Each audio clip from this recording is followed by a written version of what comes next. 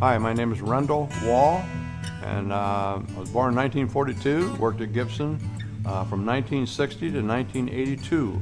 And then a few years later started Heritage Guitar, and I've been working there now still do, for 26 years. In my position with Gibson Guitar Company, I had many positions. I started out because I knew how to tune a guitar. I started out in the whitewood, and then later I kind of worked my way up into fret filing. And then I got to be foreman, and I had about 22, 24 fret filers, about 14 cleaners, 2 inspectors. There were so many different positions that I held over the years, and I eventually got into, after I started inventing some things for Gibson, they said they better put me in engineering. And then we put together a bill of materials for every guitar that Gibson had.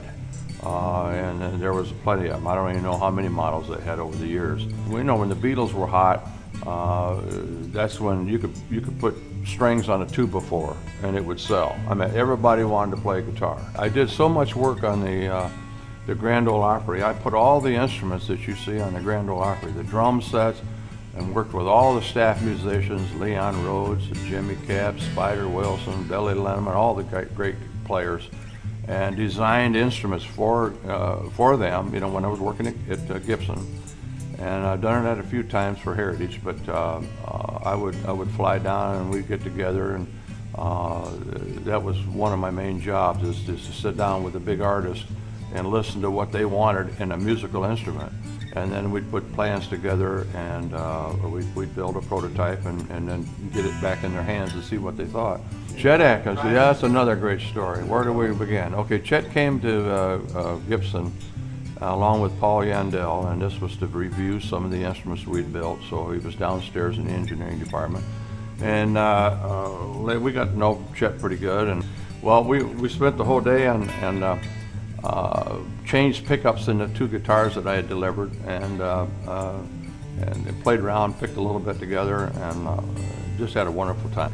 One of the big hits, I think, was my TP6, and this is a fine-tuned tailpiece. You see it on a lot of guitars, and basically it's the violin type thing that the violins have had them for years, where the little string goes in, and the same thing with this. This is a stop bar. You take the stop bar off, put this on, slip your string on the little hook, and then you tune these up and down, and it actually tunes your guitar from the bottom end rather than from the peg head end. And a lot of the rock and rolls, the reason I kind of come up with this, because back in the old days the guys would use really slinky strings, even down to an 8,000 string, and you just touch them and it'd go out of tune. So this was, I think they paid back their tooling in probably 2 weeks with this. Very successful.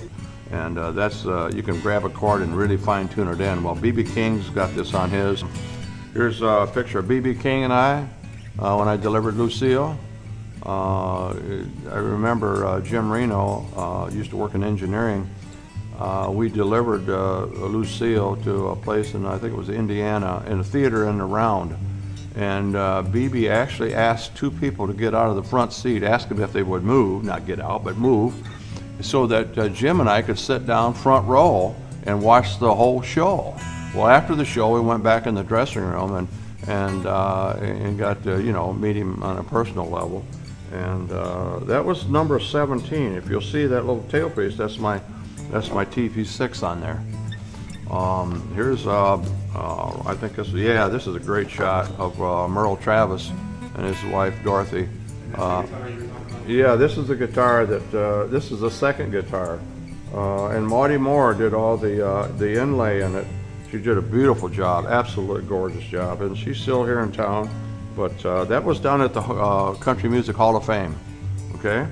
And then ZZ Top, Billy Gibbons, and Bunny, when they were here in town, we were eating down at the Radisson. We went out to eat and everything, but he told me, ZZ Top told me that,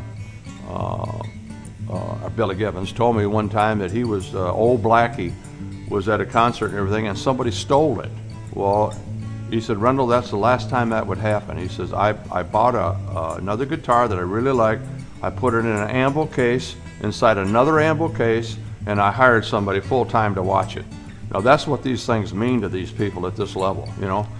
without their guitar, they're lost. You know what I mean? You got to have the right feel to your guitar. The question comes up now: how do you get involved with these artists? Well, when you're in the business that I've been all my life, your name kind of gets around, and people know who to call, and they also know that I, at that time, worked at Gibson, and they would either make a call to my boss, Bruce Boland, or somebody else at Gibson, and say, I'm interested in making contact. I would like to be an artist, and where do we go from there? So we have a normal artist agreement.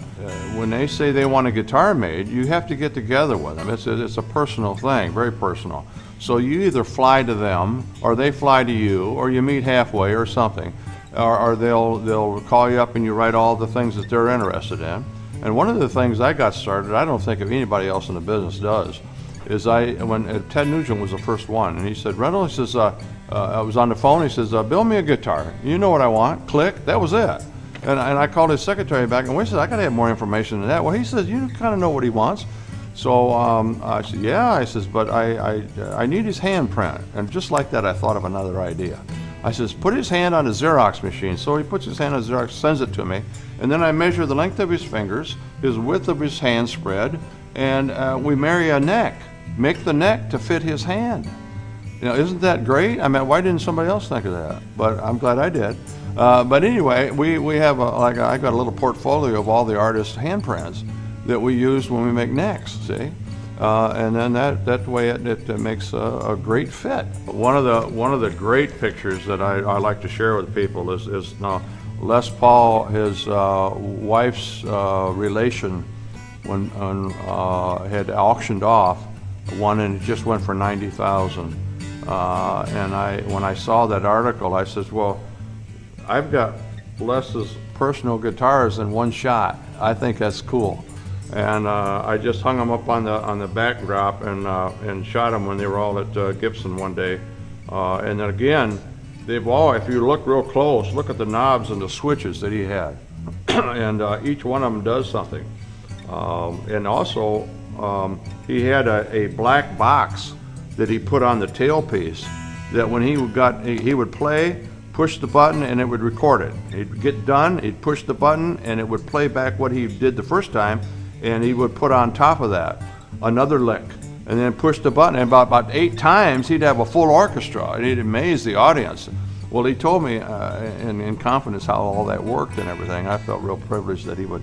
And back in the old days, I had a chance to walk the streets of Chicago with Les Paul, and we'd go down Rush Street and go into these bars and everything where the musicians would be playing, and I'd walk in with Les Paul, and their tongues, you know, they'd just drop whatever they were doing, it'd stop the song, and they'd come over there, and it was just like bees around honey, you know what I mean?